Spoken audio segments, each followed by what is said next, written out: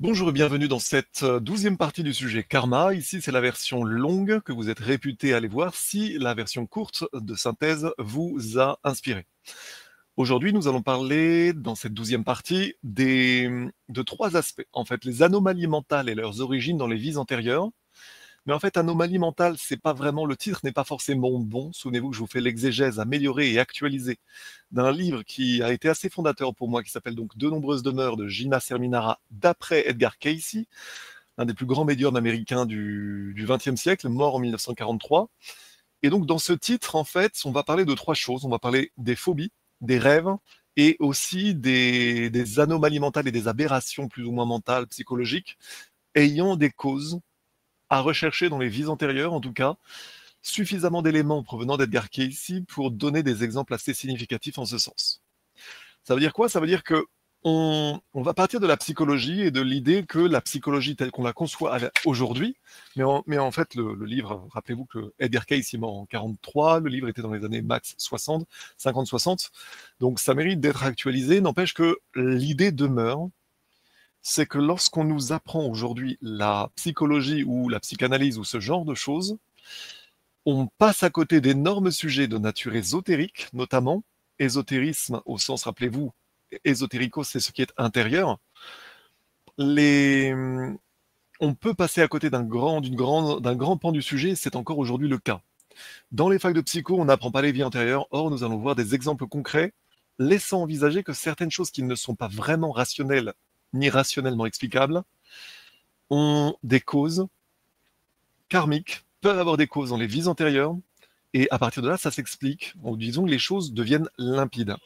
Donc, on va partir de l'inconscient qui a été plus ou moins popularisé par la psychanalyse freudienne puis jungienne. Freud puis Jung. Rappelez-vous en plaisantant que, je dis en plaisantant que de Freud en vérité, il faut retenir Jung. Parce que Freud a commencé à être pertinent et on lui a vite demandé de se taire sur certains sujets sensibles, notamment la pédocrime, pour arriver justement après à pondre des théories complètement fumeuses pour éluder un sujet sur lequel il avait initialement buté. Ça, c'est quelque chose d'assez spécial justement sur ce sujet-là. Et pour la petite histoire, il m'est arrivé avec cette boutade-là sur le fait que de Freud, il faut retenir Jung en vérité, eh bien, il m'est arrivé des ennuis dans un lycée. Lorsque j'ai osé dire ça, je me suis retrouvé entre deux feux dans une querelle de professeurs de philosophie qui s'envoyaient leur philosophe à la gueule. Et à un moment, il y en a un qui m'a pris à témoin pour essayer de me faire trancher leur débat. Ouais, toi, qu'est-ce que tu penses de Freud? Il se disait que là, j'allais en penser quelque chose de bien. Et je lui dis en plaisantant que de Freud, c'est plutôt Jung qu'il faut retenir. Et alors, il m'a sauté à la gueule. Et en fait, j'ai su plus tard que c'était parce que sa femme était psychanalyste, en fait, à CQFD. Et en fait, il m'a sauté à la gueule immédiatement en me disant, ouais, Jung, c'est celui qui voulait, c'est quoi? Désenjuiver la psychanalyse, ça dit bien ce que t'es. Ouais, alors déjà, je savais pas. Et quoique j'avais juste oublié, ça faisait longtemps, mais j'avais les recueils de correspondance entre Freud et Jung, justement, où Freud disait en substance que heureusement que Jung était dans la barque, sinon ça se verrait que la psychanalyse était vraiment le hocher d'une certaine communauté et quelque chose de pas tout à fait, comment dire, d'assez marqué communautairement.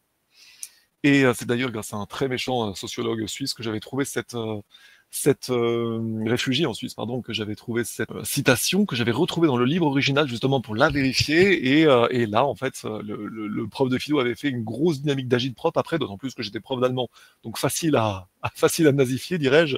Mais ça, c'est le genre de dinguerie qu'on voit dans les lycées dits français, où quand vous avez certaines idées interdites ou quand vous osez dire des choses pertinentes, parfois vous pouvez avoir des ennuis. Donc ça, c'est pour la petite anecdote personnelle, hein, parce que j'émaille mes développements de certaines anecdotes personnelles. Mais revenons à notre sujet, donc, c'est-à-dire l'inconscient.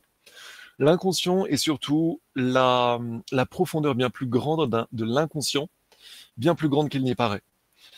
Donc on avait vu que Freud et Jung, on comprend avec leurs travaux, initialement par empirisme, par tâtonnement au début. Alors les psychanalystes, c'est vraiment des fumistes. C'est-à-dire que historiquement, non, c'est pas forcément des fumistes. Disons que s'ils vont vers d'autres sujets que la psychanalyse, vous pouvez avoir des bons psychanalystes. Par exemple, des gens qui ont commencé par la psychanalyse et qui après vont s'aventurer vers autre chose.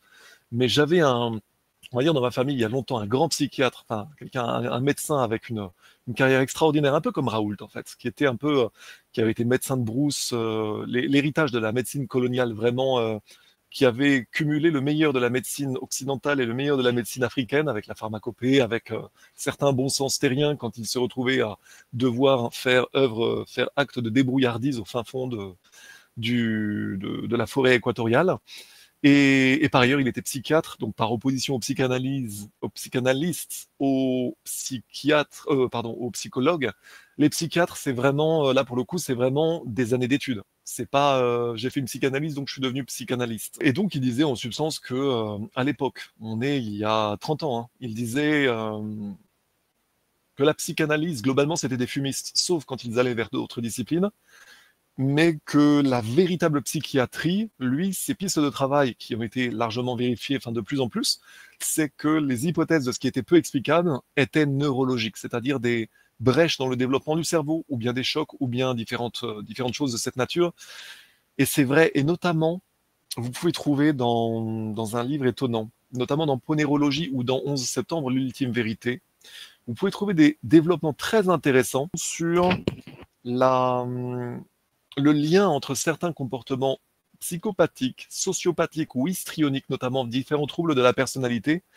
Donc le lien entre ces troubles, ce qu'on appelle des troubles de la personnalité de cette nature, d'une part, et des lésions sous-estimées dans le cerveau à l'époque de l'enfance, notamment. Par exemple, le syndrome du bébé secoué, ou des chocs même sans forcément malveillance, etc. Vous pouvez avoir comme explication de certains troubles de la personnalité, des traumatismes totalement sous-estimés.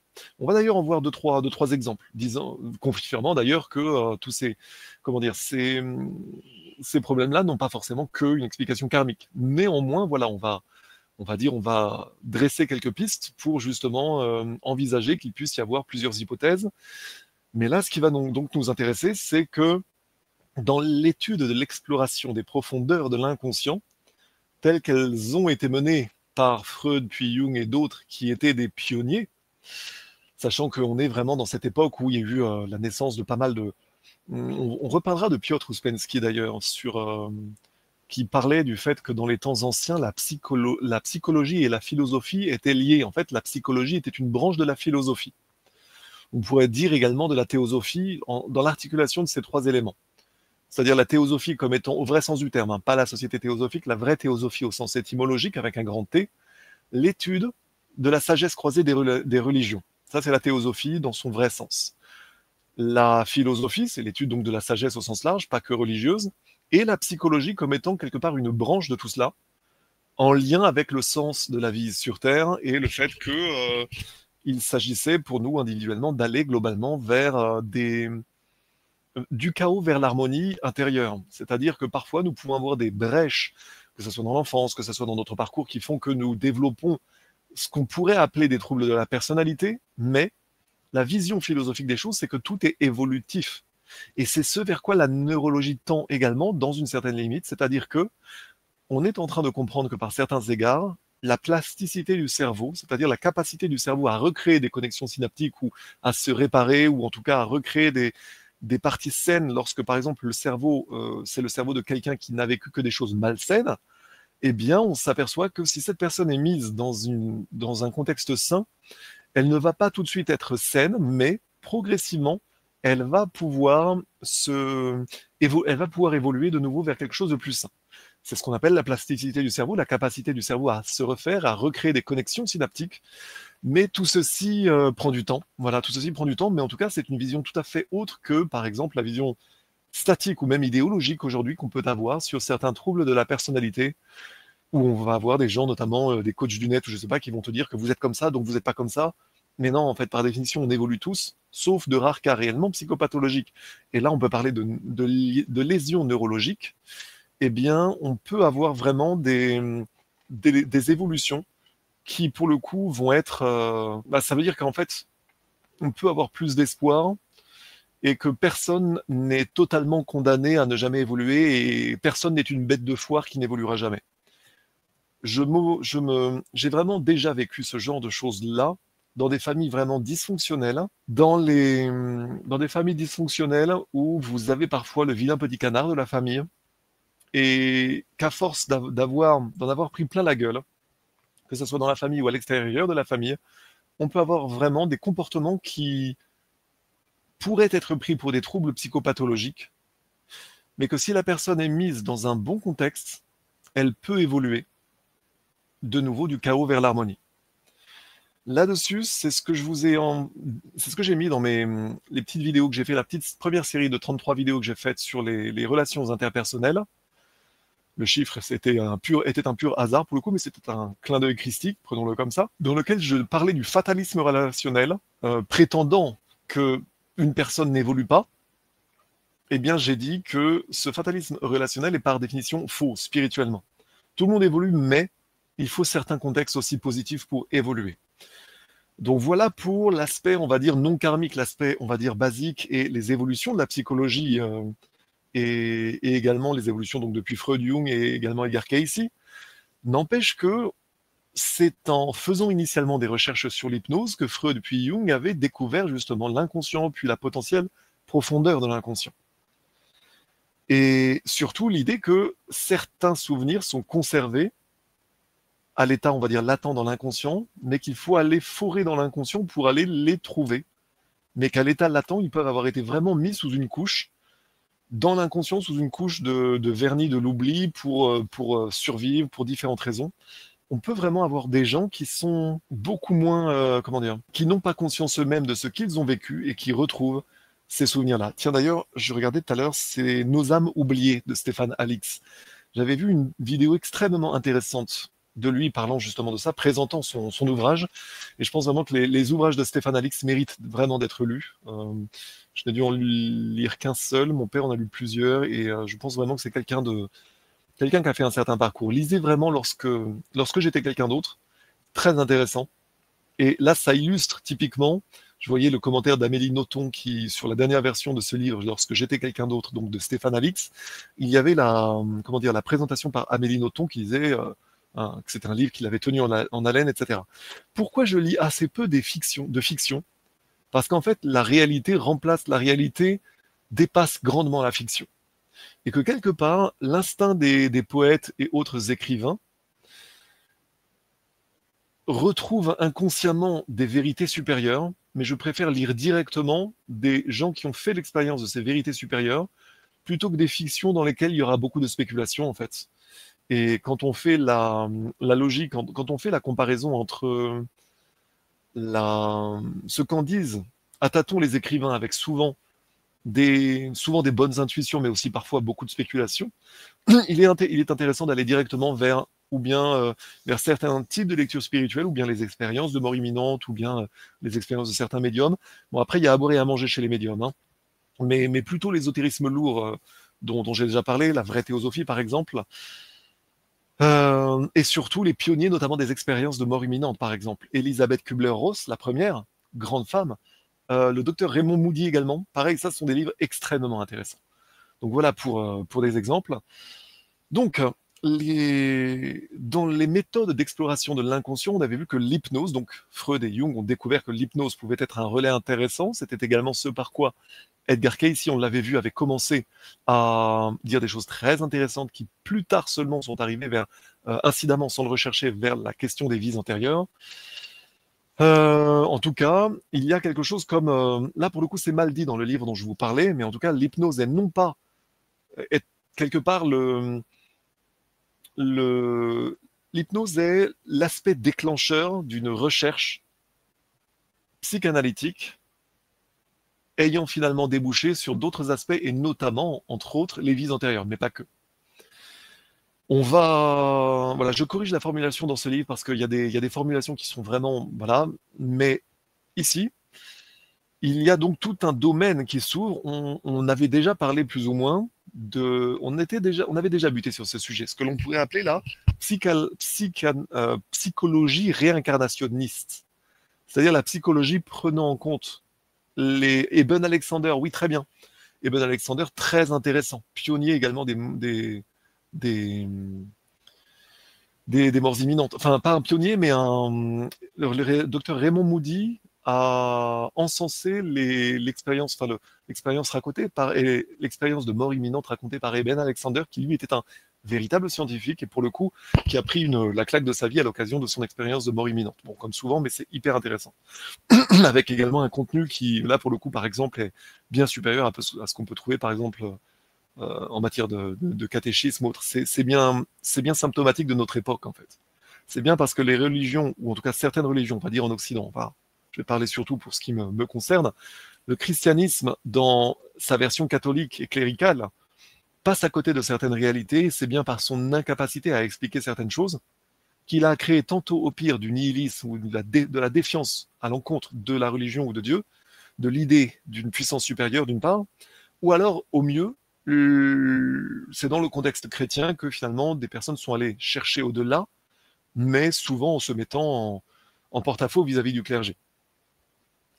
Donc, psychologie réincarnationniste, disais-je. Le problème de ce genre de formulation, c'est que ça sonne un peu que tous les trucs en ISTE, il y a un risque de dériver vers, on va dire, un excès de hier, de s'engouffrer uniquement vers une seule piste, alors qu'on va voir qu'il y a plusieurs autres pistes, mais en tout cas, psychologie réincarnationniste veut bien dire ce que ça veut dire, mais je pense qu'il vaut mieux formuler la chose comme si la véritable psychologie devait par définition inclure l'ésotérisme, inclure notamment les études, la recherche intérieure, y compris l'acquiescement de l'existence de vies antérieures et la compréhension du fait que certaines choses sont suffisamment troublantes pour élargir notre champ d'appréciation habituel et, on va dire, mainstream, politiquement correct, habituel, conventionnel, de la psychologie telle qu'on la conçoit aujourd'hui.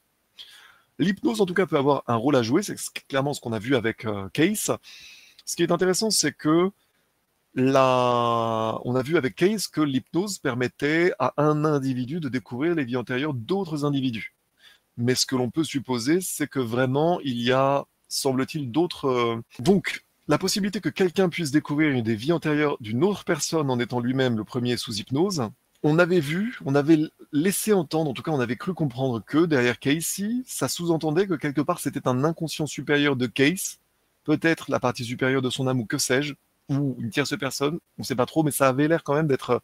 Enfin, pour ceux qui ont étudié les autres ouvrages de Case, on comprend que c'est, on dirait son moi supérieur, la partie supérieure de son âme en fait, à laquelle il accédait sous hypnose, qui lui permettait globalement d'avoir accès à peu près à tout ce qui lui était demandé.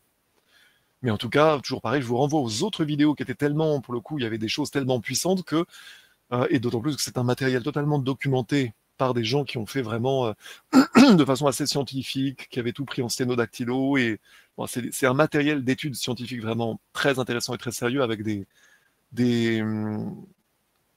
telles guérisons et de tels cas inexpliqués mais pourtant résolus, que pour le coup, encore une fois, l'affaire d'Edgar Cayce, c'est vraiment quelque chose de sérieux. Et donc, l'hypnose, donc, comme relais intéressant pour explorer la psychanalyse, la psychologie, mais donc au-delà, en envisageant de nouvelles pistes, et notamment les vies antérieures, c'est un fait donc vraiment quelque chose d'important. Et on envisageait que donc l'hypnose, clairement, donc, puisse être, je le disais, donc un relais, mais il y a d'autres, c'est également l'hypothèse de travail que d'autres techniques que l'hypnose puissent également servir, par exemple, à la même chose. À l'époque, c'est intéressant, le livre est publié aux éditions Adyar, c'est plutôt la Société théosophique, mais l'auteur n'avait rien à voir avec la Société théosophique initialement. Enfin, à ma connaissance, après, sous réserve. Peut-être que je me trompe, hein, Gina Serminara, peut-être que ça se découvre. Toujours est-il que je juge avant tout Edgar Cayce ici, qui lui n'avait rien à voir avec la ST, la Société théosophique. Mais incidemment, elle parlait à l'époque, et ça c'est très intéressant, elle parlait de ce qui était traduit donc dans la version française par rêverie dianétique. Et à l'époque où j'avais lu ce livre, je ne savais pas ce que c'était. C'est plus tard que j'ai compris. En tout cas, là, on parle d'autres techniques éventuelles que l'hypnose pour aller explorer et revivre ses propres vies passées.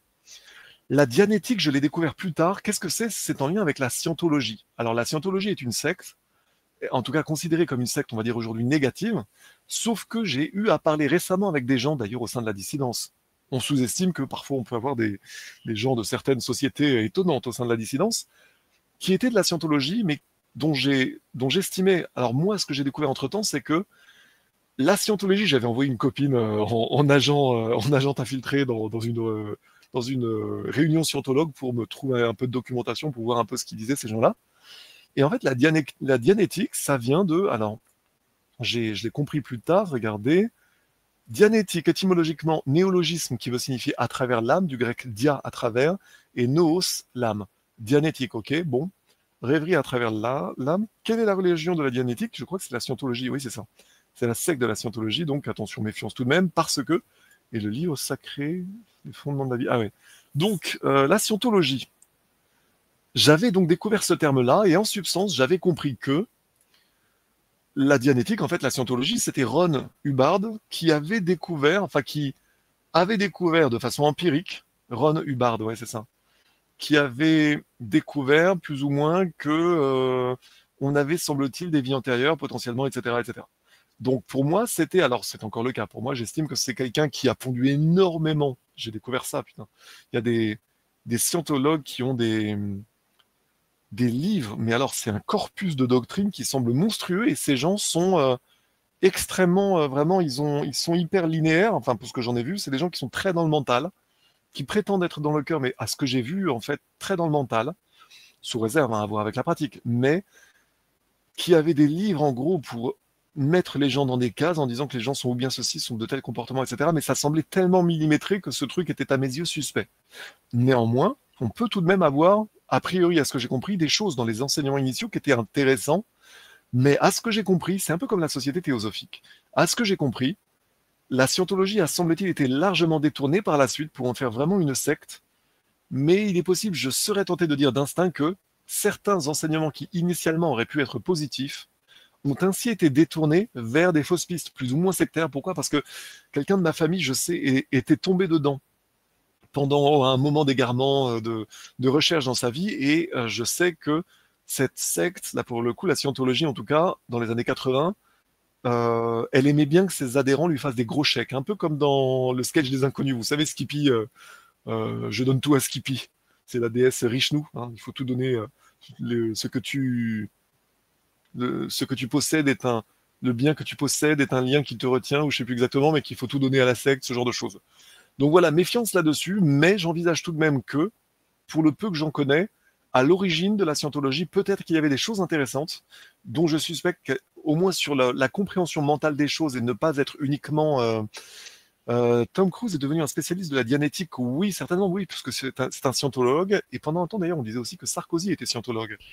Donc je suspecte qu'on en ait gardé certains aspects mentalistes du genre la puissance de votre mental, si vous croyez, vous pouvez, si vous avez un mental puissant, préparé, en effet, vous pouvez faire plus que vous ne croyez, etc. Tout cela, je pense que c'est envisageable, et ce n'est pas faux en soi, mais là où ça peut, on va dire, être de nature à égarer des âmes fragiles, c'est quand justement on compense son manque d'amour reçu personnellement, qu'on va s'engouffrer dans une vision sectaire des choses, et qu'on couple ça à l'état d'esprit, un peu la psychologie américaine protestante, c'est-à-dire on écrase tout le monde pour réussir soi-même individuellement, etc. Ces choses-là s'éloignant de la juste compréhension du karmas, de la juste compréhension théosophique, je dirais, des choses, de la juste compréhension spirituelle, c'est-à-dire qu'on n'est pas là pour écraser des autres, en fait. On est là pour s'entraider, pour apprendre les uns des autres, avec l'idée que les plus avancés doivent aider les moins avancés dans tous les stades de la création. Donc en tout cas, méfiance là-dessus. Néanmoins, le propos que je vous ai énoncé là, c'est que certains, l'hypnose, mais également d'autres méthodes, par exemple, bizarroïdes ou mystérieuses, puissent, en tout cas, hypothèse de travail à l'époque, servir pour aller explorer ces vies antérieures. Ça fait penser aussi au Thanatonaute de Bernard Werber, mais là c'est sous un autre angle, c'est plutôt explorer la mort, et il y avait une idée intéressante là-dedans. Ça c'était de ma littérature adolescente. Des expériences donc de régression dans l'âge faites sous hypnose ont exploré, et c'est là que c'est intéressant, différentes couches, ont envisagé qu'il y ait différentes couches de mental qui puissent se conserver. Et dans la vie actuelle, on a potentiellement tout ce qu'on a vécu depuis la naissance. Un sujet hypnotisé, régressé par exemple à l'âge de 10, on va le faire régresser par exemple potentiellement à l'âge de 10 ans, et à qui on va lui donner l'ordre par exemple d'écrire son nom, eh bien il va pouvoir l'écrire avec une écriture qu'il avait alors. Ça c'est incroyable. Régresser à l'âge de 6 ans, il peut écrire avec une écriture plus enfantine encore. Régresser à 3 ans, il fera avec il marquera des trucs qui seront, ça sera pas de l'écriture. Il y a des bizarreries dans les expériences de régression de l'âge qui pour le coup peuvent être faites, et surtout à l'époque, dans les années 40, 50, 60, dans les universités américaines, on étudiait beaucoup ces choses-là, peut-être encore aujourd'hui, hein, pour le coup je ne le sais pas assez, mais en tout cas nous avions à l'époque, on va dire, les temps héroïques de ces recherches-là, dont nous avons déjà vu plus tard dans nos émissions du dimanche soir, c'est que ces recherches-là ont été ensuite plus tard militarisées afin de changement de régime. Donc ça, c'est vraiment ça, c'est un détournement plus tard, n'empêche qu'il y a eu quelque part les temps héroïques de la recherche psychologique, et le fait est que, comme l'avait prédit Blavatsky, on en reparlera un jour, le grand problème du fait d'être occultiste ou de triturer l'inconscient de cette manière-là, c'est un peu comme déjà quelque part une idée de magie, de triturage. Le grand problème, c'est que si vous n'avez pas une colonne vertébrale spirituelle bien ancrée, vous ferez de l'occultisme ou de ce genre de recherche-là, psychologique ou bizarroïde, à la limite justement de l'occultisme. Parce que la scientologie, quelque part, c'est aussi de ça qu'il s'agit. Comme un pouvoir mentaliste exercé sur autrui. C'est déjà de la magie, quelque part noire, parce qu'elle est mal orientée. Eh bien, le danger donc d'être occultiste avant d'être théosophe, ou de toucher à ce genre d'enseignement-là, quand on n'est pas soi-même sûr d'en faire une utilisation juste, c'est un risque réel. Ce n'est pas que tu touches, tu te brûles, mais si tu n'es pas ancré avant, tu en feras une mauvaise utilisation, ou bien on t'aura par tes turpitudes personnelles avec lesquelles tu as intérêt à avoir fait la paix, parce que ça c'est plus du côté par exemple du spiritisme ou autre, où on va aller toucher des entités, et là il va se passer des choses, et surtout qu'à très haut niveau, les illuministes cultivent leur propre mort. C'est-à-dire que les morts qui croyaient dans leurs idéologies anti-spirituelles, ils les convient toujours après leur mort, et ils s'augmentent ainsi par un égrégore négatif.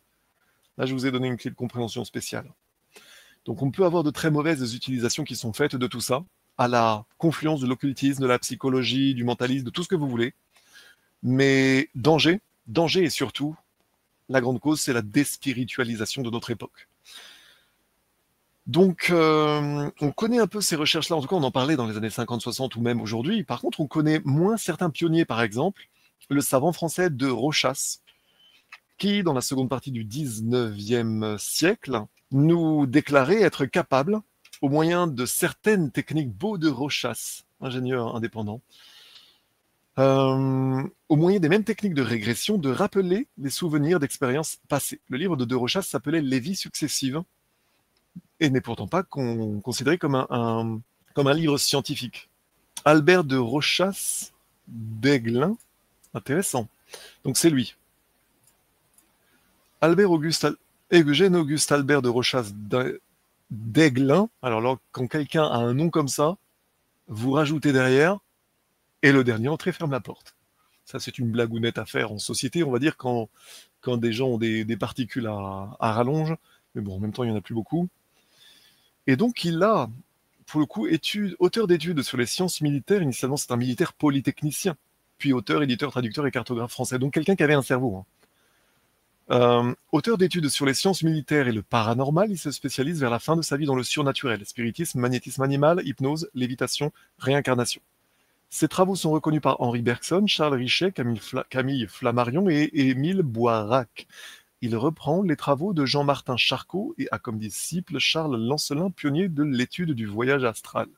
Je vous renvoie donc à sa fiche Wikipédia qui déjà est intéressante, Albert donc de Rochas d'Aiglun, et son ouvrage donc cité donc Les vies successives, donc pas considéré comme un livre scientifique, alors que polytechnicien, on n'a pas affaire c'est pas un demeuré mental en fait. Mais il se pourrait, en fait, il mérite d'être aujourd'hui salué comme un pionnier dans le domaine de la psychologie dite réincarnationniste, c'est-à-dire la psychologie prenant en compte donc la question des réincarnations des vies antérieures dans l'étude des causes qui peuvent aboutir à des conséquences, c'est-à-dire des comportements humains irrationnels, mais qui peuvent avoir justement des causes insoupçonnées dans des vies antérieures. Pour en avoir certaines expériences, on va en reparler. Là-dessus, c'est vraiment tout le monde. Ceux qui écouteront ces informations-là ne pourront les juger que d'après leur propre niveau, leur propre parcours. Néanmoins, là, je vous relaye des choses tellement sérieuses que si vous êtes Si vous avez une démarche honnête de recherche de la vérité et si vous voulez vous-même comprendre quelque part le sens de la vie, vous m'écouterez avec attention et si ça ne résonne pas en vous, c'est que ce n'est pas pour vous, ce n'est pas encore pour vous, ou bien vous n'en avez pas besoin, ou bien c'est trop tôt pour vous. Plusieurs hypothèses de travail, je ne fais que mettre à disposition, mon but n'est pas de vous convaincre. En revanche, écoutez attentivement.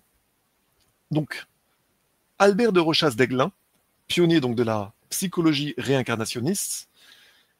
Plus récemment, on a aussi, à l'époque, dans l'ouvrage dont je vous parlais, on citait un certain A.R. Martin de Sharon en Pennsylvanie qui s'était livré à des études similaires. On va voir si on peut le retrouver en direct. Research is on reincarnation and beyond. Les recherches sur la réincarnation et au-delà. Qu'on peut trouver sur AB Books. On peut trouver, est-ce qu'il a été réédité cet ouvrage? Tiens, voyons ça. Ça va être le volume de 1942, justement, initial. Et oui, c'est encore le hardcover d'époque. Donc 1942, ouvrage de 1942. C'est bien d'en prendre la référence. C'est bien de retrouver ça en direct, la magie d'Internet. Donc, est-ce qu'on a le nom complet du monsieur? Non, juste son nom résumé comme ça. A.R. Martin. Voilà, pour les amateurs. On a donc 2 pionniers à l'époque. Rappelez-vous, le livre date des années 50-60. Aujourd'hui, nous avons bien d'autres pionniers, justement. Je vous parlais d'Elisabeth Kubler-Ross, de Raymond Moody. En fait, non, Elisabeth Kubler-Ross et Raymond Moody, initialement, c'était sur les expériences de mort imminente. Mais par exemple, Raymond Moody a publié, il y a au moins un livre de Raymond Moody sur les vies antérieures. Très intéressant d'ailleurs. Ça sera intéressant justement que j'en fasse également une exégète ou un certain résumé à un moment, ou que je vous parle de certains. Je vous ai déjà parlé d'ailleurs de certains dans les vidéos précédentes sur le karma, de cas d'école dans ce livre-là, justement, qui était très intéressant. Notamment l'ancien tankiste de l'Africa Corps, devenu américain, qui dans une voiture, quand il était dans les embouteillages, ça le rendait extrêmement agressif, comme si vraiment, limite, sa vie en dépendait. Et en fait, l'explication, c'est que il était mort dans un char dans l'Africa Corps durant la Seconde Guerre mondiale et qui avait attendu le coup de grâce dans un char endommagé. Et du coup, il y avait une crainte. Il y a vraiment quelque chose de similaire dans Lorsque j'étais quelqu'un d'autre de Stéphane Alix. J'en avais déjà parlé. Donc, un problème qui est une objection relativement commune, c'est que quelque part, que de façon expérimentale, on puisse provoquer des souvenirs de vie passée, on peut envisager que rechercher ainsi des souvenirs, ça puisse contrarier, ça puisse aller contre les intentions de la nature, concrètement les intentions que nous ne nous souvenions pas de notre passé. Sinon, la nature nous ferait nous souvenir spontanément de notre passé et les choses seraient bien plus simples en fait. Et donc, quelque part, c'est aller contre nature que d'aller triturer nos vies antérieures. Alors certes, oui, potentiellement oui, mais en même temps, des efforts comme ça dans l'intérêt de la science ont une grande valeur, ne serait-ce que pour aider les gens à comprendre le sens de leur existence sur Terre. Parce que globalement, justement, pour quelque part valider les religions et ce que disent les religions, les spiritualités du monde, le problème, c'est que surtout à une époque de grands matérialistes, eh bien, nous avons une telle déconnexion qu'il est nécessaire à notre époque d'aller plus loin dans la compréhension du sens des choses. Et je pense que ça serait quelque part un peu être exagérément, comment dire, idolâtre en faveur de la nature, ou bien un peu trop religieux, c'est Dieu qui l'a voulu ainsi, ce genre de choses, que de refuser la potentialité que l'étude scientifique, ou au moins en honnête homme de ces sujets-là, ne puisse pas donner des sujets, des enseignements qui puissent servir à beaucoup de gens. Pourquoi? Parce que je vous l'ai déjà dit dans ma première vidéo sur pourquoi parler ésotérisme, c'est que moi je suis parti de mon expérience personnelle, du fait que j'ai été confronté pour différentes raisons à des choses étonnantes, parfois étonnantes, et également d'autres bizarreries dans ma famille, et que quand on veut chercher, on trouve, ou en tout cas, quand on s'intéresse à la vie, on s'aperçoit que, notamment dans les biographies de gens célèbres, vous avez très souvent, dans les biographies de gens célèbres, vous avez très souvent des cas, justement, inexplicables, des bizarreries inexpliquées, dont vous pouvez trouver tout de même les explications quand vous vous intéressez au sujet ésotérique, etc. Mais encore toujours pareil, il y a à boire et à manger, et là, dans ce cas, je vous renvoie à mes émissions du dimanche sur la fiabilité en matière d'information. Un abruti qui dit une bêtise n'est jamais qu'un abruti qui dit une bêtise, j'en ai déjà parlé. Mais 5 sources qui ne se connaissent pas et qui disent sensiblement la même chose, eh bien là, ça peut commencer à être quelque chose de, mettons, d'intéressant. Donc, raison pour laquelle il faut s'intéresser potentiellement à ces sujets-là, en tout cas, quiconque veut, on va dire, avoir des semblants de réponses sur le sens de la vie, ne serait-ce que faire un peu moins de dégâts ou savoir gérer des cas non conformes quand il est confronté, il ou elle, à de l'irrationnel humain, eh bien, c'est vital, je pense, de s'intéresser à ces sujets-là, et je vous en parle réellement d'expérience. Donc, ce qui est intéressant, c'est que ces efforts scientifiques, de fait, pourraient fournir des preuves expérimentales définitives, ou en tout cas suffisantes, sur la réalité de la réincarnation. Ça, c'est l'intérêt. Et de fait, il existe un certain nombre de cas en ce sens. Je vous avais déjà parlé du cas de Dorothy Eddy, qui, suite à une bizarrerie étant enfant, s'était souvenu de fait d'une vie antérieure qui lui avait permis de redécouvrir en tant qu'égyptologue l'Osirion d'Abydos, qui était le sanctuaire d'Osiris à l'époque, donc dans la lointaine Égypte, ou bien Stéphane Alix, qui raconte réellement comment il a retrouvé son incarnation précédente. Et là, c'est vraiment bluffant. Mais des cas comme ça, il y en a vraiment, il y en a, je ne vais pas dire il faut se baisser pour les ramasser, mais il y en a pas mal.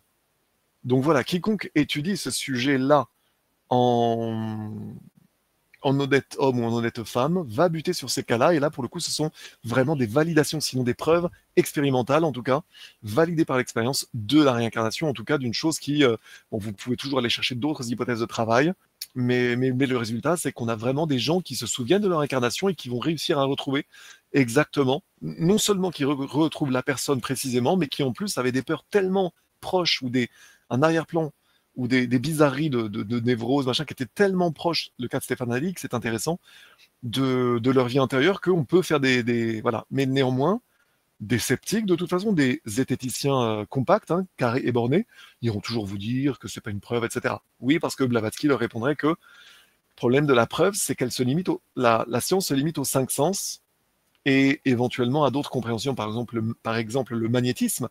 Mais la science avant la découverte des champs magnétiques ignorait par exemple les champs magnétiques. Et pourtant, c'était la science.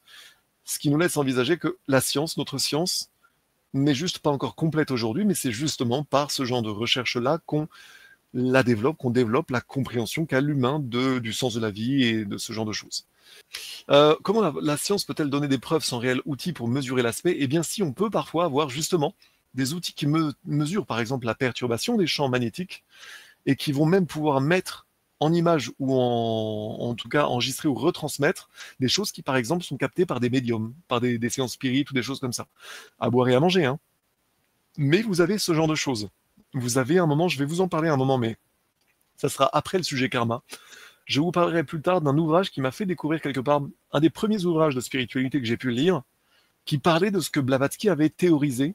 Blavatsky parlait du fait que plus tard, on arriverait à trouver des appareillages électromagnétiques pour retranscrire ce que captaient certaines médiums.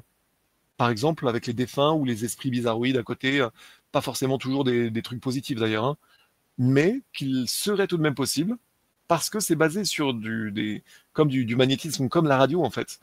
On pourrait retransmettre ce genre de choses, on pourrait avoir une masse d'enseignements grâce à ce genre de choses. Et dans les années 60-70, vous aviez une médium anglaise, c'est le livre dont je vous parlais à un autre moment, qui faisait ce genre de choses. Eh bien, en tout cas, les enseignements étaient tellement intéressants et recoupaient des vrais enseignements théosophiques, pythagoriciens, platoniciens, tout ce que vous voulez, antédiluviens, je veux dire intemporels. C'était tellement intéressant qu'en tout cas, ça méritait d'être pris en compte. La question, c'est de savoir qu'est-ce qu'on en fait, mais ça, c'est à la discrétion de chacun. Il faut se faire une raison. Chacun envisage ces sujets-là selon son propre niveau d'aujourd'hui. Il y aura toujours des gens qui ne percuteront rien, qui ne comprendront rien. Il y aura des gens qui s'en foutront. Il y aura des gens qui essaieront de dénier ou de dénier toute légitimité, voire même que ça rendra agressif. Ça, c'est souvent quand ces gens ont des choses à comprendre, mais ils partent de loin. Quand vous êtes nerveux sur un sujet, quelque part, c'est qu'il y a une peur inconsciente ou que voilà, si vous êtes capable d'étudier ces sujets-là en honnête homme ou femme, eh bien, au minimum, voilà, vous prenez ça comme n'importe quel sujet potentiellement scientifique. Dans tout, il y a potentiellement quelque chose à envisager. Le mathématicien de Napoléon, Joseph Fourier, s'y est intéressé aussi, intéressant. Voilà, on peut avoir le double torus est ignoré au profit du champ magnétique version Faraday. Ah, intéressant. Mais oui, connaissance égyptienne, intéressante. Vous voyez également, voilà, il y a pas mal de pistes comme ça, bien sûr. bien sûr, bien sûr. Quand on voit ce que des gens comme Jean-Pierre Petit ou Anton Parks disent et la façon dont la science les traite, alors qu'ils sont sans doute bien plus scientifiques que les pseudo-scientifiques qui veulent juste les faire taire, il y a un petit problème. Le parcours de Jean-Pierre Petit montre bien à quel point la science est l'objet d'une lutte d'influence. Il le raconte notamment dans ses ouvrages sur l'un de son dernier ouvrage avec Jean-Claude Bourré. On le mettra en incrustation. Donc, on revient à notre sujet, les anomalies mentales qui ont pu être scrutées à l'époque donc par Edgar Cayce avec sa clairvoyance sous hypnose. Eh bien, ce qui est intéressant, c'est qu'elles ont pu être de nature à éclairer la nature de la mémoire et de l'inconscient en confirmant donc que l'inconscient était beaucoup plus profond que ce que ne pensent même les psychologues, les psychanalystes. Mais voilà, enfin, il y a de plus en plus quelque part des gens qui ont une compréhension de ces genres de choses-là. Et on voit par exemple dans l'exemple de Stéphane Alix, l'air de rien, de plus en plus de gens lisent ce genre de choses, mais il y a encore une lourde inertie scientiste dans la science dite occidentale.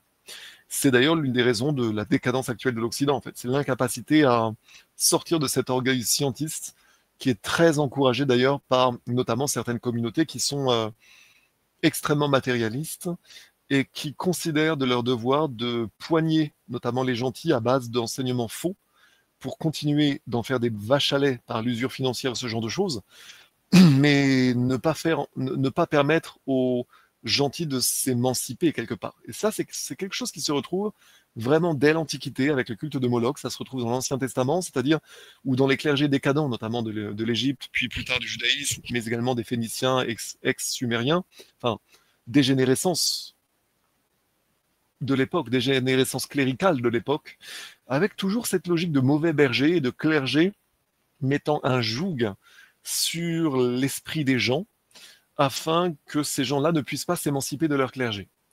Notre monde est encore beaucoup basé sur ce genre de saloperie. Donc, dans les cas d'Edgar Cayce, ils n'ont pas toujours été ils n'ont pas toujours été validés après, comme je racontais par un peu comme Stéphane Alix, où on retrouvait vraiment la trace de la personne, mais parfois on avait ça dans les mémoires, dans les lectures d'Edgar Cayce, et parfois il donnait exactement le nom, la date, l'adresse, l'état civil de la personne qui était la vie antérieure de la personne actuelle. Et il y en a qui ont été retrouvés comme ça, notamment à l'époque de la guerre de sécession. Ça également, sont des cas intéressants. Donc en tout cas, parfois on n'a pas la preuve, mais parfois on l'avait vraiment. En tout cas, c'était tellement troublant qu'on peut considérer ça vraiment comme une preuve, sinon comme un commencement de preuve, mais en tout cas il y avait vraiment des cas avérés, et c'est à chacun d'étudier ces choses-là pour valider ce que je suis en train de dire, mais quelques-uns, donc des cas ont été vraiment prouvés jusqu'à un certain point, voire même, il faut être vraiment de mauvaise foi pour ne pas considérer que c'est sérieux, quoi. N'empêche que certains autres étaient que des fragments ou des mosaïques qu'on voyait, voilà, mais il y avait quand même le corpus global d'Edgar Cayce qui donnait finalement quelque chose comme de la crédibilité on va dire, à l'enseignement dans sa globalité, par notamment l'attention, la crédibilité, les détails, etc., comme on a déjà vu dans les vidéos précédentes. Et alors donc, la première de ces, parmi les premières, donc la première de ces anomalies mentales, l'une des plus curieuses est celle qu'on nomme globalement la phobie. La phobie. Du grec phobos, peur, terreur. Alors ce qui est intéressant, c'est que normalement on définit la phobie comme une peur excessive qui va avoir, on va dire, son origine, sans prendre en compte les vies antérieures. On va dire que c'est d'une origine, on va aller dresser des théories là-dessus, sur ce qui s'est passé dans l'enfance, ce genre de choses. On va dire que, par exemple, ça mène à l'hostilité, mais que ça vient, par exemple, d'une agressivité refoulée, ou d'un manque d'amour, ce qui peut être tout à fait vrai, ou d'un sentiment de culpabilité très intense. C'est possible. C'est possible, mais là, pour le coup, je dirais plutôt, c'est pas tant les phobies que les réactions d'agressivité qui sont pertinentes justement, s'expliquant par un manque d'amour, par exemple, ce genre de choses. Néanmoins, voilà, admettons qu'on puisse trouver des explications dans une seule vie, par exemple, mais ça peut parfois être tellement intense, tellement irrationnel, des peurs par exemple, des peurs des lieux clos, des claustrophobies, par exemple, des peurs du vertige, peur des lieux élevés, des peurs de telle ou telle bestiole, que ce soit des phobies contre des phobies de telle ou telle bestiole, les araignées, les rats, les chats, c'est rare, peur des orages, peur des chiens, peur, voilà. Parfois, ça peut être qu'on s'est fait mordre, ok, quand on est petit, mais il peut y avoir aussi d'autres causes, surtout quand ça devient vraiment irrationnel. On a beaucoup de phobies possibles. D'ailleurs, une fois, je crois que j'avais vu un truc qui m'avait fait rigoler. Dans les phobies foireuses, la peur d'un canard qui vous regarde. On ira chercher, alors je vais le trouver en direct, la peur d'un canard qui vous regarde. Est-ce qu'on va trouver cette merveilleuse définition? L'anatidaephobie. La peur que quelque part, d'une façon ou d'une autre, un canard vous observe. Louposlipaphobie, crainte excessive d'être poursuivi par des loups autour d'une table de cuisine sur le parquet fraîchement ciré, en ne portant que des chaussettes aux pieds. Là, c'est vraiment du trollage. Ça, c'est ceux qui ont un peu trop joué au loup-garou. Mais bon, c'est drôle. Donc ça, c'est le genre de bêtises de trollage qu'on peut trouver. Il y a également un bon son de house, la grosse musique de boîte, où il y a des histoires de canards vengeurs qui poursuivent des gens pas très écolos. C'est très drôle. Ce son est vraiment très drôle. Le clip est complètement déjanté. Mais revenons à nos moutons, pardon. Revenons à nos canards. Donc, parmi les phobies, là, je vais vous parler de plusieurs cas que j'ai vécus. Il y en a un qui est raconté dans Stéphane Alix, lorsque j'étais quelqu'un d'autre.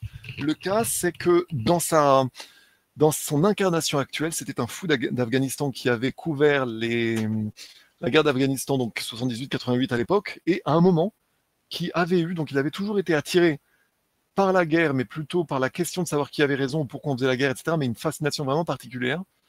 Et surtout, à un moment, il avait été pris dans un tir de mortier, tandis qu'il s'abritait derrière un char, et que soudainement, s'était déclenché en lui une phobie incroyable, mais strictement inexplicable pour les gens autour de lui. Certes, ils étaient sous le feu d'une certaine façon, mais c'était quand même pas... voilà, les vétérans autour rigolaient, quoi.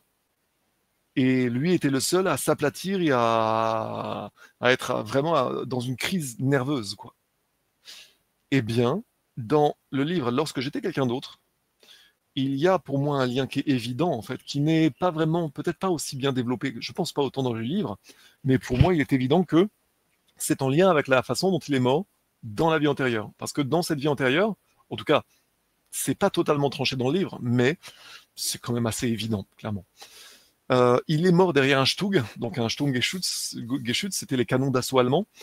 Il était abrité derrière un Stug et il prend un obus de 45 mm Krupp, c'était les canons russes, un obus frag qui lui fait une sale blessure au cou et il meurt comme ça rapidement. Et en fait, il était donc mort dans quasiment la même situation de combat. Sous le tir d'obus à fragmentation abrité derrière un char, il y avait vraiment une similarité telle que la phobie, en tout cas l'origine de cette phobie, était vraiment totalement analogue à ce qu'il avait vécu dans une vie antérieure et ce qu'il vivait là tout de suite. Enfin, il y avait vraiment une analogie exacte entre sa vie passée et l'actualité exacte. Donc vraiment, c'était vraiment quelque chose de significatif. Donc ça, c'est dans ce livre-là. Mais moi, je vais vous parler de plusieurs cas auxquels j'ai pu être confronté, ou alors je vais vous les distiller au fur et à mesure. Là, je vais vous parler d'une ex à moi qui avait une double phobie incroyable, mais vraiment incroyable. Premièrement, la phobie des serpents. Deuxièmement, une phobie claustrophobe dans un certain contexte.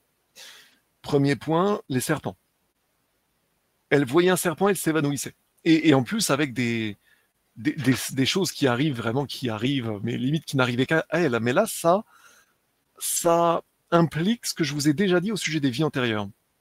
Ou alors que je vais vous répéter là, je suis pas sûr que ouais, je pense que vous l'avez déjà dit, parce qu'il m'en est arrivé de drôles d'applications encore récentes. Quand vous avez de l'irrationnel humain très notable, répétitif et associé, troisième point, à des coups de malchance bizarroïdes ou à des enchaînements de circonstances incroyables, eh bien je dis que par expérience, peut-être que vous avez une signature de vie antérieure, il y a peut-être quelque chose à explorer. Donc je répète les trois éléments. De l'irrationnel humain très irrationnel, très anormal, répétitif, deuxième point, et troisième point, associé à de bizarres coups de malchance, tantôt en interaction avec d'autres personnes, tantôt comme si vous étiez confronté à des situations incroyables que si vous les racontiez, personne n'y croirait. Et là, je vais vous en raconter un exemple, c'est que la demoiselle dont je vous parle, elle était en train de rouler à vélo sur une route, et un serpent, une couleuvre, inoffensive, ou à peu près, hein, on va présumer, choisit exactement le passage de son vélo pour la traverser, pour traverser la route et s'arrêter en gros au pied de son vélo. Et alors la demoiselle s'arrête, freine, regarde le serpent, elle regarde le serpent la regarde, enfin, elle avait une façon irrésistible de raconter le truc. Il m'a regardé, je l'ai regardé, il m'a regardé, je l'ai regardé, je me suis évanoui. Et ça, à ce niveau-là, si vous connaissez d'autres personnes à qui c'est arrivé, je vous le dis vraiment, c'est pas fréquent. S'évanouir aussi rapidement dans une circonstance comme ça, c'est pas fréquent. Certes, on peut avoir peur d'un animal potentiellement dangereux. Le serpent, symboliquement, c'est très fort. Oui, mais ça peut ne pas du tout être lié à un symbole. On en a fait un symbole modifié, mais attention, le serpent de la Genèse, ce sont des légendes sumériennes mal traduites, ça a une toute autre signification. Après, on peut faire tout ce que vous voulez de délire, d'interprétation spéculative, mais il peut aussi y avoir une explication bien plus simple. Elle a pu très bien se faire mordre par un serpent et mourir comme ça, et donc associer une telle peur, une telle surprise, qui a abouti à sa mort, que son âme en ait été très fortement impressionnée, comme sur un négatif photo, impressionnée au sens qu'une impression lui est restée, qui a abouti donc à ce qu'elle ait eu un souvenir évidemment très négatif des serpents, parce que bon, la dernière fois, je me suis fait mordre, je suis morte, et c'est pas, voilà. En tout cas, parmi les hypothèses de travail, je n'ai jamais vraiment tranché cette hypothèse-là concernant cette femme-là, mais parmi les hypothèses de travail, en tout cas, l'une des plus vraisemblables à mes yeux, l'idée que potentiellement elle a une vie antérieure dans laquelle, mais ça pourrait se vérifier avec des médiums ou autres. Parfois, il y a des médiums qui peuvent voir ce genre de choses-là. Donc ça, c'était un exemple. Et l'autre exemple chez cette même demoiselle, c'était une claustrophobie incroyable dans les lieux souterrains, premièrement, lorsqu'il faisait sombre, deuxièmement. Les lieux souterrains en général, mais surtout, passer 19h le soir, dès lors qu'il faisait sombre. Et là, vraiment, c'était quelque chose, mais vraiment incroyable. C'est-à-dire que soudainement, elle se mettait à trembler, mais de tout son corps, et à être extrêmement nerveuse, extrêmement hyper vigilante, machin, mais vraiment à trembler, mais des tremblements vraiment anormaux, quoi. Et à désynchroniser sa respiration comme une panique, vraiment comme la crainte d'une mort violente, prochaine, rapide. En tout cas, hypothèse de travail, qu'elle ait pu, par exemple, être zigouillée ou que sais-je, dans certaines circonstances, disons, nocturnes, souterraines, ce genre de choses, c'est une potentialité. C'est une potentialité. D'ailleurs, moi, c'est pas vraiment une phobie, mais je me souviens que pendant un temps, est-ce que c'est encore le cas ou est-ce que c'est relativement normal? J'étais assez mal à l'aise quand une personne était dans mon dos, quand j'étais assis et qu'une personne était dans mon dos. C'était pas plus une phobie que ça, mais c'était vraiment quelque chose que je n'appréciais vraiment pas et qui me rendait un peu nerveux. Mais pas plus que ça. Enfin, pas plus que ça, mais n'empêche que j'y avais quand même pensé dans un certain contexte de travail. Je me suis dit, il y avait vraiment un truc, ça me gratouillait, quoi. Après, peut-être que, je sais pas, ça peut être aussi tout à fait rationnel, simplement des réflexes de simple préhension, de conscience de la situation, comment ça s'appelle, de situational awareness, avec le bon accent français. La vigilance situationnelle, n'empêche que c'était assez bizarre. Donc, qu'est-ce qu'elle va faire, oui, dans les souterrains le soir, mais il est aussi possible qu'elle ait été contrainte d'être dans un souterrain un soir et que ça se soit mal terminé. En fait, j'ai vécu un autre cas chez une autre femme qui était couplée pour le coup à des rêves réguliers, qui étaient clairement, il y avait clairement, là pour le coup, clairement une réminiscence de vie antérieure, où vraiment, c'était un cas dont on a déjà parlé, je pense qu'on en a déjà parlé dans des autres vidéos précédentes. C'était une demoiselle qui, dans des vies antérieures, au moins une, certainement deux vies antérieures, avait été un genre de sorcière, traînée dans une sorte de cave, violée collectivement, avec des femmes qui l'avaient piégée, qui rigolaient de ses malheurs, et vraisemblablement, elle avait certainement également terminé chaudement dans cette vie-là, mais il n'y avait peut-être pas qu'une seule vie, en tout cas. Elle avait également je sais pas si elle avait cette phobie-là, mais en tout cas, elle faisait ses rêves obsédants, ou de cette nature-là, par exemple, et qui rejoignent exactement l'un des cas dont nous avions parlé durant les sorcières de Salem, en fait. Vous savez, les puritains qui jugeaient, qui condamnaient les sorcières de jour, mais qui les violaient la nuit. Drôle d'affaire, une saloperie d'affaire. Il faut que je fasse attention aux mots que j'emploie pour les algorithmes qui les pointaient la nuit, on va dire ça. Donc, là, on a des exemples, vous voyez, typiquement des exemples dans cette vie. Et peut-être que j'ai aussi parlé d'autre chose. Un autre cas personnel qui m'est arrivé avec une autre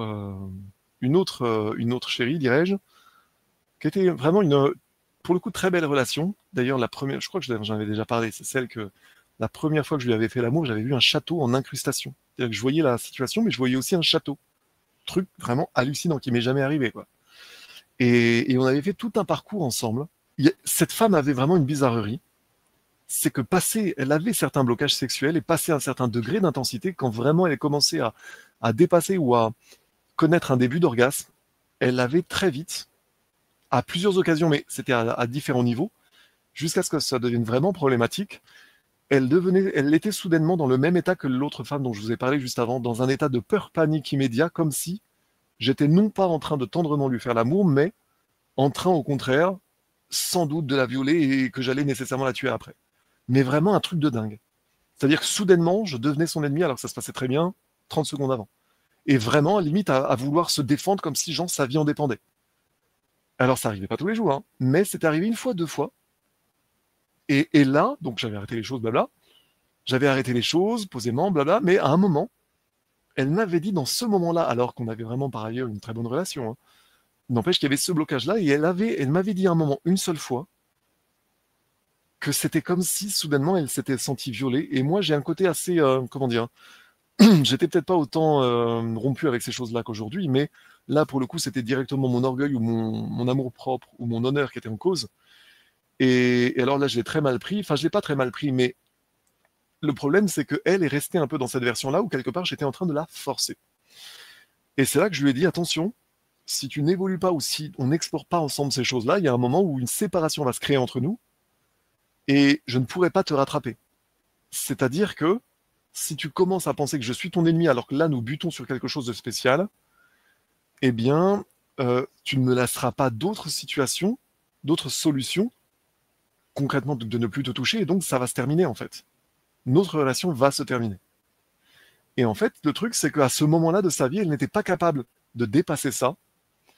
Et de fait, j'ai mis un terme à la relation pour cette raison-là, parce qu'elle ne nous permettait pas d'aller chercher plus loin.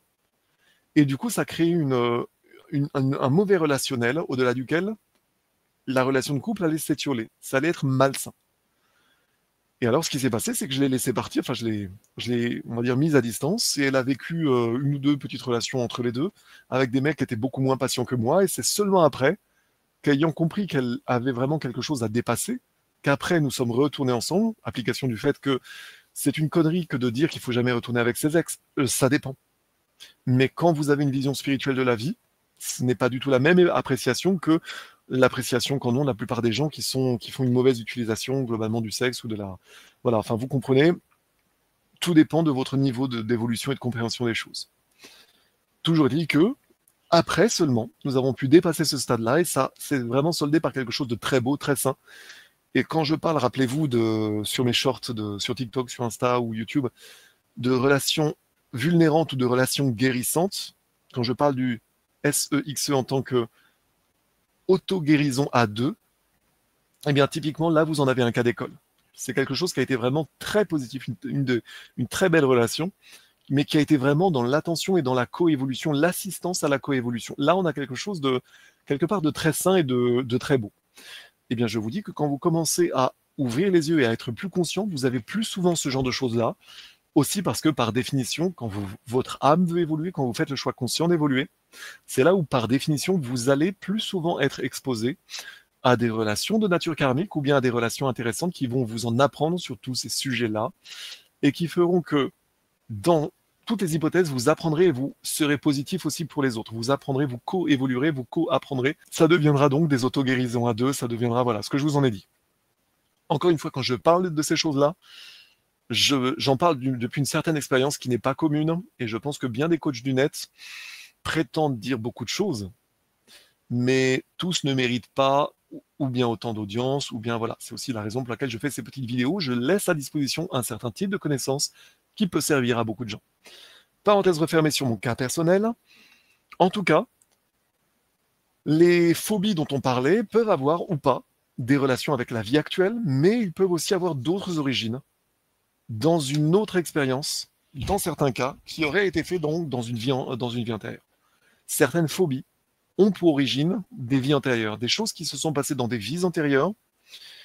Et finalement, c'est très raisonnable quand on relie les points, mais à condition, bon, d'avoir quand même l'esprit ouvert, on va dire.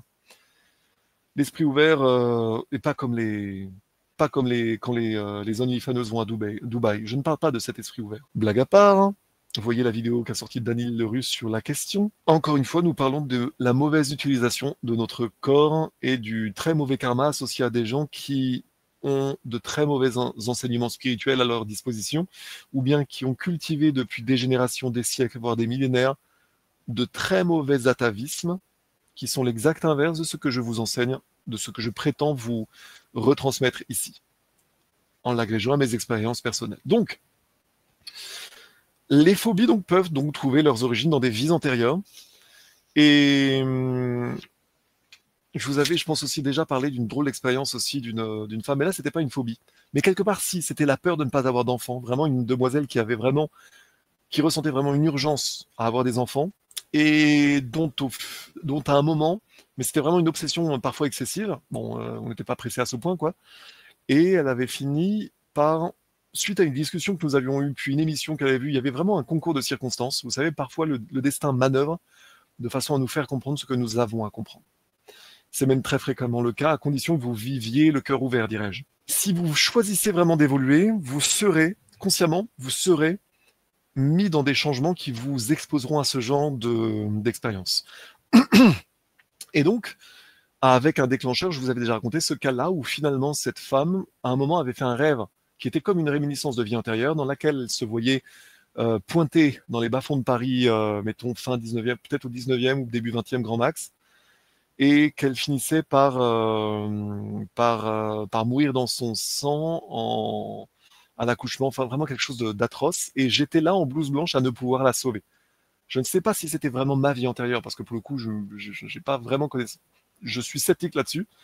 Ça peut comme ça peut ne pas, mais en tout cas, c'était peut-être aussi pour lui faire le lien avec moi et la discussion qu'on venait d'avoir, mais en tout cas, à son réveil, elle en avait pleuré comme une madeleine pendant 2 heures, et ça, encore une fois, de l'irrationnel, des pleurs excessifs, des choses vraiment très, très intenses, peuvent être encore une fois des signatures de vie antérieure, justement, quand ça va, voilà, quand ça va très loin. Autre exemple donc de phobie là, pour le coup, en matière de claustrophobie.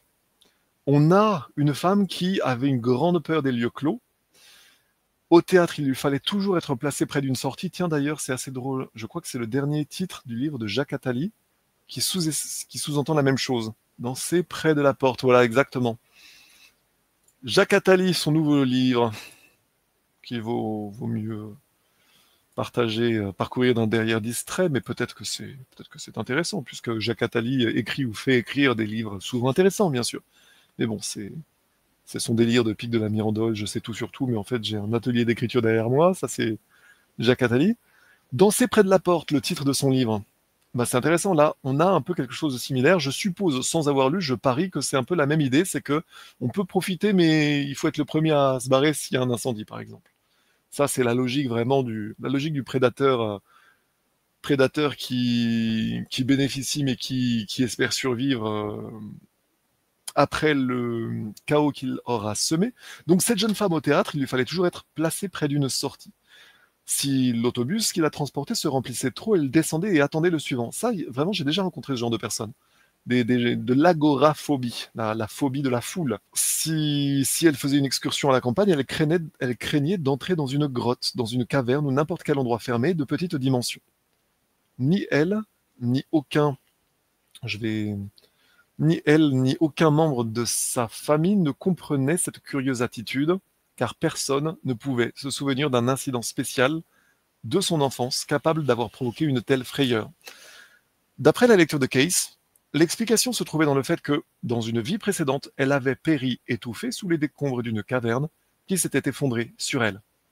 Le souvenir de cette horrible mort avait persisté dans son inconscient. C'est là que il ne faut pas, comme je l'ai déjà dit dans mes vidéos sur les relations interpersonnelles, il ne faut pas ne jamais s'arrêter aux conséquences et bien comprendre que quand vous êtes exposé à quelque chose d'irrationnel, c'est une conséquence, n'est pas une cause et qu'il peut y avoir d'autres causes. C'est aussi la raison pour laquelle, j'insiste sur ce point, il ne faut jamais se méfier des phobies se moquer des phobies des autres.